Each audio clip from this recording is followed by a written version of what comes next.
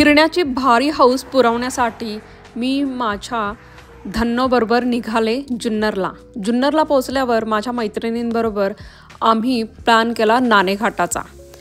आम्हास काय पुसता काय पुण्य आमुचे, राजे जन्मले स्वराज्याचे, आम्ही त्या जन्मभूमीचे, असं म्हणत आम्ही जुन्नरपर्यंत येऊन पोहोचले। महाराजांचं येथे दर्शन घेतलं आणि सुरू केलं नाणेघाटाचा प्रवास। अतिशय निसर्गरम्य असा जुन्नर तालुका, महाराष्ट्रातील पहिला पर्यटन तालुका म्हणून जुन्नर तालुक्याची ओळख आहे।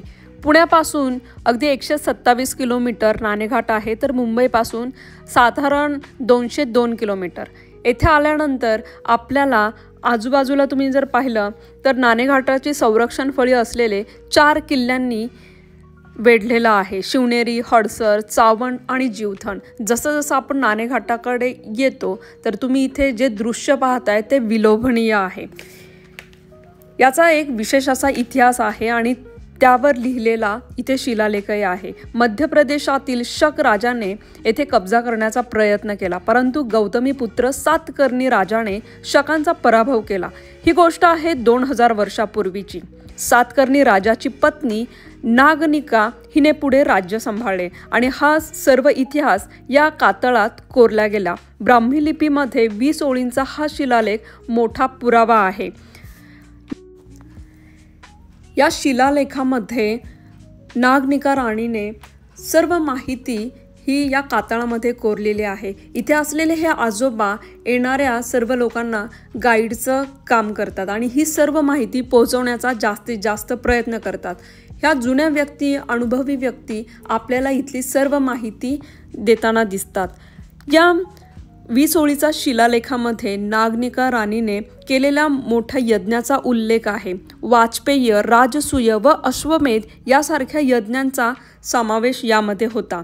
त्या काळात विदेशातून व्यापार चालायचा, मोठ्या प्रमाणात सिल्क इथे येत होतं आणि जे राजे इथे होऊन गेले त्यांचा सर्व उल्लेख इथे असलेला दिसून येतो। या व्यापाऱ्यांनाही हे समजावं की यासाठी या राणीने इथे त्यांचे पुतळेही उभे केले होते। जो कर द्यावा लागायचा तो या रांजणामध्ये द्यावा लागायचा।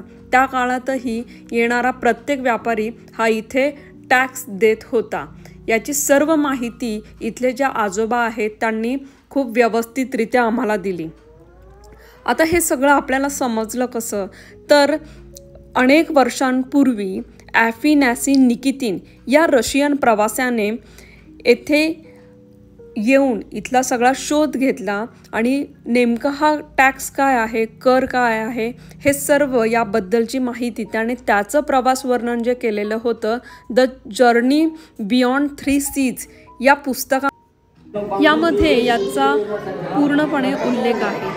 हे सगळं इतिहास तर आपण जाणून घेतला। नंतर आम्ही सगळेजण छान अशी वर्षा सहल तर झाली, वनभोजनही झाले आणि खूप इथला आनंद घेतला। निसर्ग आपल्याला नेहमीच खुणावतो आणि आपल्याकडं येण्यासाठी भाग पाडतो। अतिशय खेळीमेळीच्या वातावरणात आम्ही हा नाणेघाट मस्त असा एन्जॉय केला आणि याचा अनुभवही घेतला। तुम्ही जर जेव्हा केव्हा जुन्नर तालुक्यात याल तर त्यावेळी हा नाणेघाट नक्की पहा।